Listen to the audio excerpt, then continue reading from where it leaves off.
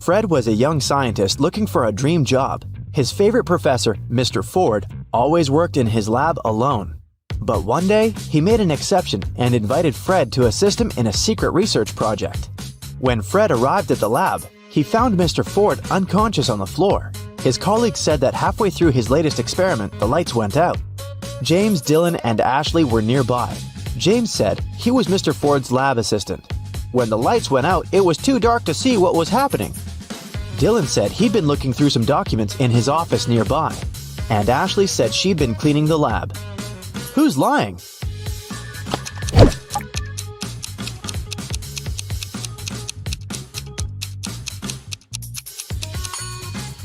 James, Mr. Ford always worked alone. Fred was his first and only assistant. When Mr. Ford got better, he offered Fred a job in a big company making robotic dogs. But first, Fred had to do one logical task. There are 3 drawers with pills in Mr. Ford's lab. One of them contains only blue pills, another only red pills, and the third drawer has both blue and red pills. All the boxes are labeled incorrectly. Fred can only take one pill from one of the drawers to find out the color of the pills in each drawer. How can he do that?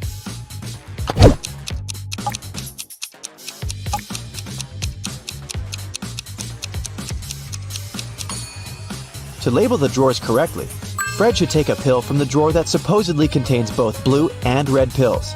Since we know that all labels are incorrect, this drawer must contain either only red pills or only blue pills.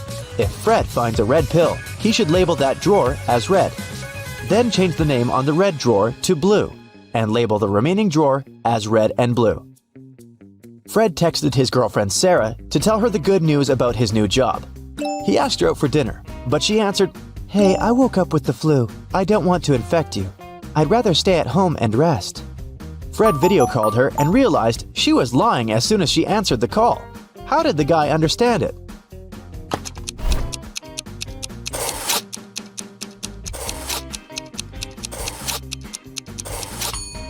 Look at her bed. It seems that she's getting ready to go out tonight. Also, why would she wear high heels if she wanted to stay at home? Fred was very upset and decided to follow Sarah. He saw her eating dinner with another man in a fancy restaurant. Fred approached their table and exclaimed, "Sarah, who's this man?" Sarah said he was her father. Fred took a look at the man and believed her. Why?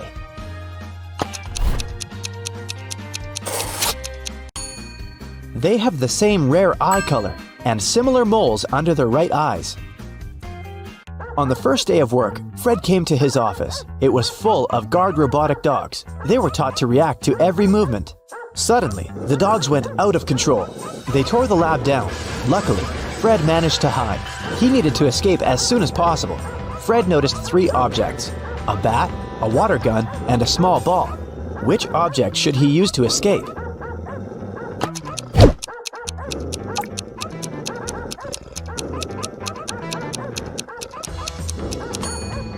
He could choose the bat to fight the dogs, but there are too many of them. He could pick the water gun, but it's small and pretty much useless. But this small ball is the right choice. It'll distract the dogs, and Fred will be able to escape. After that unfortunate incident with the robotic dogs, Fred went to another job interview. He decided to become a hotel manager. The hotel owner asked Fred to crack a riddle. He wanted to check his logical skills. What's black when you get it, red when you use it, and white when you're through with it? Fred nailed the riddle and got the job. What did he answer?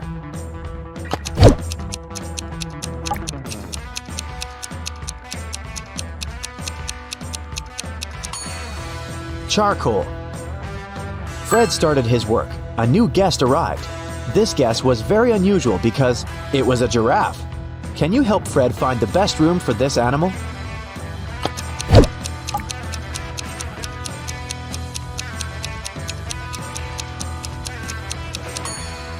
For the giraffe, the best option is the room with the larger door. Another hotel guest, Shelley, called Fred from her room. She was crying. Someone had stolen her expensive dress. She needed it for a birthday party. Shelley was sure it was one of the hotel employees. Who else could get it without damaging the lock? What do you think? Who stole the dress?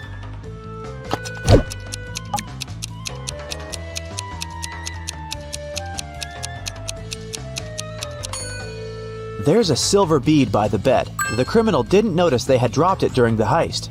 And this maid has a bracelet with the same beads. Fred went to check the laundry room. He found his colleague Ashley unconscious on the floor. The police examined the crime scene and interviewed people who had been to the laundry room the night before. Alice said, "I came at 7:30 p.m. There were no other people in the laundry. When I was about to leave, another woman came in." Helen said, "I came there at 9:15 p.m. There was nothing special about that day. I just washed my clothes and left." And Sally said, "I'm blind. I don't know if there was anybody in that room when I was inside." Who's the criminal?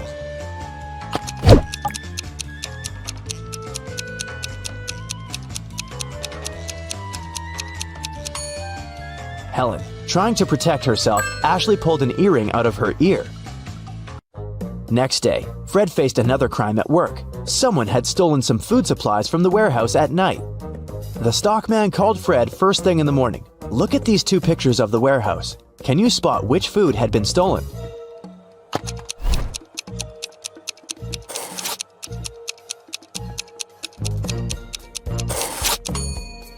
Right, and some more. Fred questioned 3 employees who had worked the night shift. Alice said, "I was preparing a monthly report in my office. I never go to the warehouse anyway."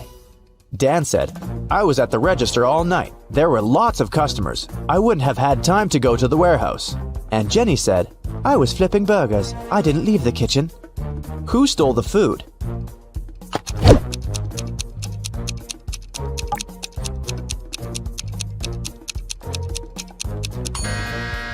Look at the footprints in the warehouse. One set belongs to the stockman, and the other belongs to the thief.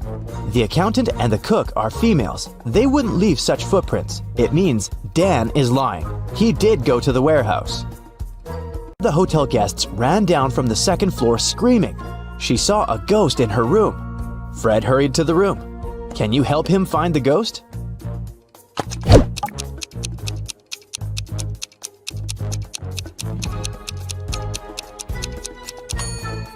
It's this guy. He's too transparent to be human.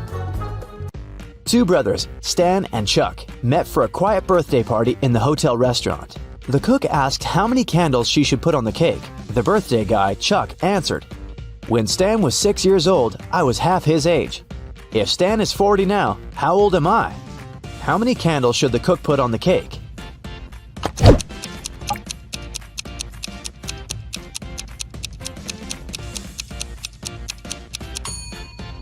That's right, 37. Fred had an interesting conversation with one of the guests, Mr. Wilson. It turns out that the man once worked as a NASA scientist. He promised Fred he'd help him join a space program. But first, Fred had to crack one tricky riddle. If there are 7 bears in a room, and each of them hugs the rest of the bears once, and only once, how many bear hugs would we get?